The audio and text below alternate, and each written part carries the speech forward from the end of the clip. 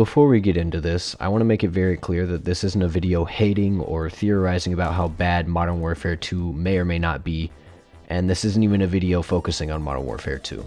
This is a video focusing on the online PvP game state as a whole, with COD being the primary focus of attention because it's one of the only major shooting games that is still trying to make people pay for it. This video is about the topic of players continuing to pay for these online shooters, especially the ones with battle passes and in-game cosmetic purchases. Over time, we have seen these kinds of games progressively lean in the direction of being completely free to play, and this is due to what I like to describe as the water versus diamonds theory. I know this sounds like it has nothing to do with games, but just hear me out, I promise. Water is an absolutely essential part of life, and everyone needs it to survive. In this case, we will consider the free games as water. When you go into the store, you can get a bottle of water for about $1, or a gallon of water for pretty cheap as well. Diamonds are the exact opposite of water. Diamonds are completely useless to human life, and the only reason they're so sought after is because, they look pretty baller. Diamonds are the in-game cosmetics, or the battle passes that anyone can choose to buy. The difference between diamonds and water is that water is scarce and actually more costly and difficult to produce in mass than even the cleanest diamonds on the planet. But water is still cheap because it's sold in mass as an essential. Diamonds, on the other hand, represent prestige and a higher willingness to be able to buy something. They can show someone's sense of style and personality, just like in-game items.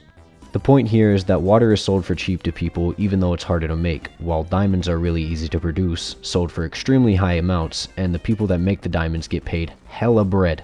Not to mention they aren't scarce at all. Most online shooters are reaching the state that water and diamonds are in right now. For example, Valorant is completely free to play and you never have to purchase a single thing in the game. So why did I pay roughly $45 for this knife?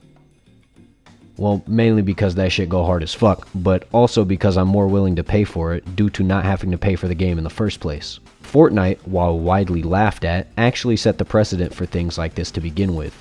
It created a game that had a free part, in-game items that you could pay for cosmetically, and a part of the game where they put the most effort into, Save the World, being a PvE part where you can choose to buy. Something Overwatch 2 would shamelessly steal after realizing nobody was about to play their shit game. Haters have been calling this game Overwatch 1.5.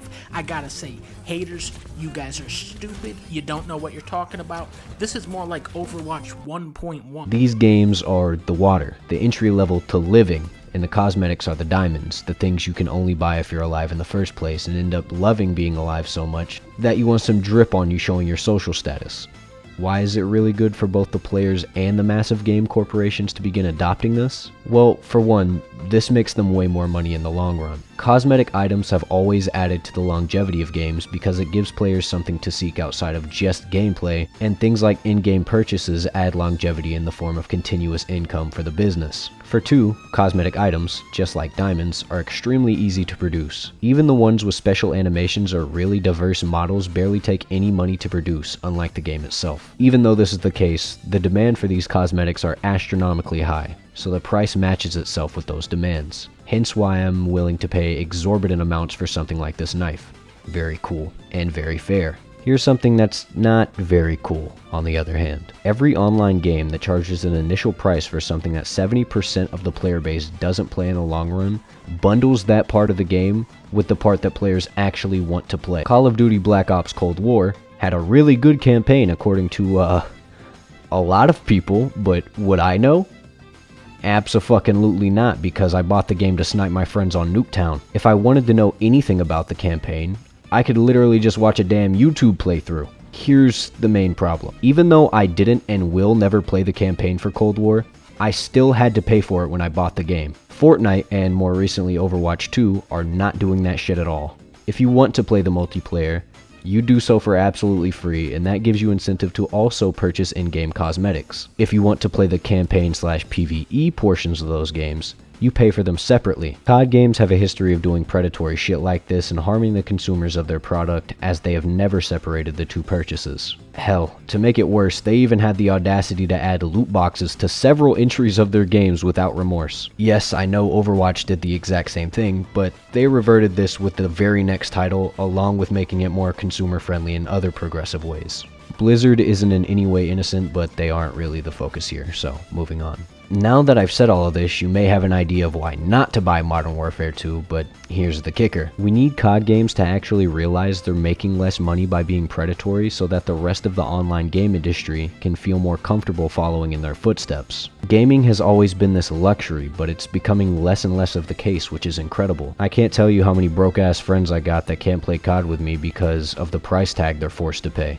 There's no reason we should be forced to pay for something we're not even gonna use. When I buy a cosmetic item that I may never use again, at least I get to make that choice, but when I buy a COD game just for the multiplayer, I'm forced to also purchase the campaign and the zombies. That's that bullshit, and it just leads to me not even wanting to buy the in-game cosmetics or the battle pass. If I do, I just feel like I'm being preyed upon by this shitty-ass corporation. COD will literally benefit from just making their multiplayer free so much that I think they're showing how ignorant they are of the changing game space. I think they're showing how ignorant they are of the changing game space, making the AAA games bad argument more plausible. What's funny to me is that, knowing how greedy they are, they may listen to feedback and separate the game's pricing, and still not make multiplayer free until the backlash comes and they're forced to make every multiplayer in the future free. I'm not saying not to buy the campaign of these games in the future, but for now, let's group up to not feed into this predatory game design. Do the community a favor and do not buy Modern Warfare 2. Even if you do decide to buy it, thanks for watching. I'd greatly appreciate it if you liked the video, and if you want to see more of my stuff, be sure to subscribe. See you guys later.